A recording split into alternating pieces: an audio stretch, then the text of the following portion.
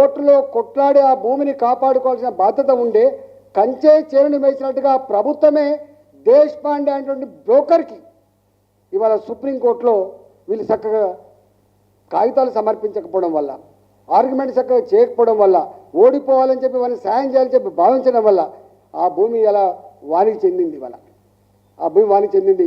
మేము అనుకున్నాం ఈ రేవంత్ రెడ్డి ప్రభుత్వం వచ్చిన తర్వాత దీన్ని ప్రభుత్వాన్ని తీసుకుంటామని చెప్పి అనుకున్నాం. కానీ వాళ్ళతో సెటిల్మెంట్ చేసుకుంటాను, వాళ్ళతో సెటిల్మెంట్ చేసుకుంటాను. అంటే 90 ఎకరాల భూమి మిగిలి ఉంది, 130 ఎకరాలు లేదు ఇక్కడ అని చెప్పి 90 ఎకరాలు. ఒక్కొక్క ఎకరం విలువ 70 కోట్లు ఉంటుంది. ఒక్కొక్క ఎకరం విలువ 70 కోట్లు ఉంటుంది. అంటే 90 ఎకరాల భూమి ఇలా 3,000 కోట్ల రూపాయల 3,000-4,000 కోట్ల రూపాయల భూమి అవుతుంది. అది ఇవాళ ఆ భూమిని కూడా ఇలా దారదత్తం చేసే ప్రయత్నం చేస్తున్నాం. అట్లనే గల్ఫ్ ఆయిల్ కార్పొరేషన్, ఇది కూకడపల్లి మఠం ఉంటుంది. మీకు మఠం, ఒక మఠం ఉంటుంది. అది 540 ఎకరాలు. వాళ్ళు పాపం కొట్లాడి పాపం మఠం అని అనగానే ఆ కోర్టులు కూడా దయదలిచినట్టున్నాయి. వాళ్ళకే తీర్పు వచ్చింది. మిగతా ఇంకొక 300 ఎకరాల పైన ఉన్నది. అది 330 ఎకరాల పైన ఉన్నది. ఈ 330 ఎకరాల భూమిలో రాజశేఖర్ గారు ఉన్నప్పుడు ఒక 100 ఎకరాలు ఏదో వాళ్ళకు ఇచ్చే ప్రయత్నం చేసింది.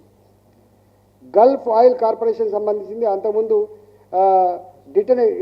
హిందుస్థాన్ డిటనర్స్ లిమిటెడ్ అనుకుంటుంది భూమి, ఐడియల్ ఇండియన్ డిటనర్స్ లిమిటెడ్ భూమిగా ఉండే అది గల్ఫ్ ఆయిల్గా మార్చుకున్నారు. ఆనాడు 100 ఎకరాల కోసం వాళ్ళు ప్రయత్నం చేసిండ్రు, అది పూర్తి కాలే.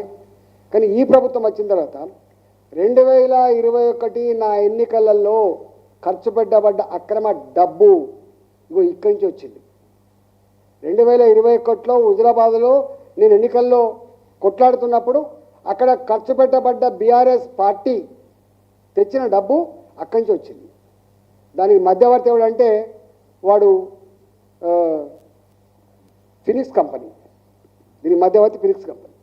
ఈ ఫినిక్స్ కంపెనీలోని ఆగడాలు ఇన్ని లేవు, తప్పకుండా తీస్తాం దాన్ని.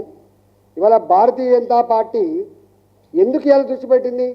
భారతీయ జనతా పార్టీ ఆనాడు హైదరాబాద్లో పొట్ట చేత పట్టుకొని ఇక్కడ వచ్చినప్పుడు వాళ్ళకు 50 గజాలు 60 గజాల జాగా కోసం కొట్లాడిన పార్టీ భారతీయ జనతా పార్టీ.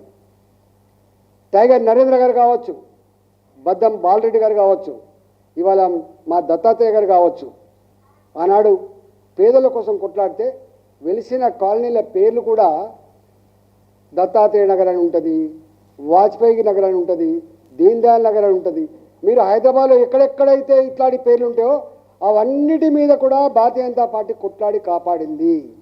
ఇవాళ కూడా మళ్ళీ ఈ పేదల భూములు కాపాడేటువంటి బాధ్యత తప్పకుండా మేము తీసుకుంటాం.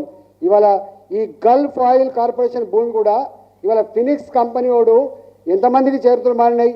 మరి రేవంత్ రెడ్డి గారు ఆనాడు కేసీఆర్ చేసినటువంటి అక్రమాలన్నీ కూడా తవ్వి తీస్తా, ఎంక్వైరీ పెట్టిస్తా, జైలుకు పంపిస్తా, దాన్ని రికవరీ చేసుకుంటా అన్నటువంటి ఇలా రేవంత్ రెడ్డి గారు ఇవాళ ఈ భూమి విలువ ఎంత అంటే 300 ఎకరాల పైన ఉంటుంది. దాదాపు ఒక 20,000 కోట్ల విలువైన భూమి అవుతుంది. ఒక 20,000 కోట్ల రూపాయల విలువైన భూమిది. 20,000 కోట్లైన విలువైన భూమిని ఇవాళ హానర్ హోమ్స్ పేరిట అక్కడ ఒక్కొక్క విల్లా కాస్ట్ 25 నుంచి 30 కోట్ల రూపాయలకు అమ్ముతున్నారు. ఇలా 25 crores to 30 crores అమ్ముతున్నాడు. ఇది వీళ్ళు చేస్తున్న భూదందా. అందుకనే ఇంకా చెప్పుడ పోతే ఇక్కడనే అబ్దుల్లాపూర్ మెట్టు ఉంటుంది. కోయడా అనే గ్రామం ఎప్పుడో 70 ఏళ్ల క్రితం వీళ్ళకి పట్టాలు ఇచ్చిండు. 70 ఏళ్ల క్రితం పట్టాలు ఇచ్చిండు. 240 ఎకరాల భూమి ఇవాళ వెంటనే 246 ఎకర్స్ భూమి, సర్వే నెంబర్ 167/1 పోయినాయి. డోజర్లు మొత్తం వాళ్ళ వ్యవసాయాన్ని కూడా తీసేసినాయి.